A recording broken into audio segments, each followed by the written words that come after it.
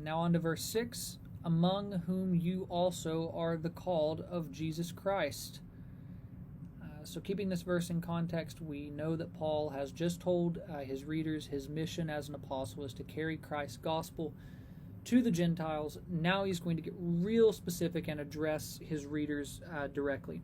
So when he uses the second person you here, we need to remember before we start trying to apply the text to our lives that we are reading the Bible first and foremost to understand it.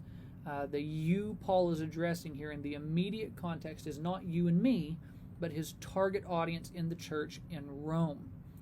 So a nice tight reading of the text has Paul telling his readers in the church at Rome that they, as Gentiles, are part of his ministry.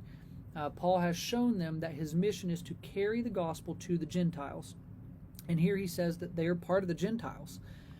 Now, this is not a useless or redundant point on Paul's part. As we keep reading, we're going to see that Paul's inclusion of the Roman Gentiles here is going to be important for his argument, due to what some people in the Roman church are saying about him and his ministry.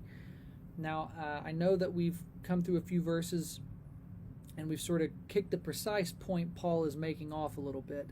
And that's not to avoid interpreting what Paul is saying, like obedience of faith, but to make sure that we are reading the text in context. There's a reason Paul is saying all of these things in the opening of his letter.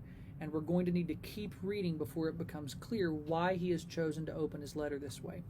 So we're not avoiding the text meaning, we're simply letting the text develop its meaning, which is very important for reading the Bible so that we don't run into any hermeneutical walls.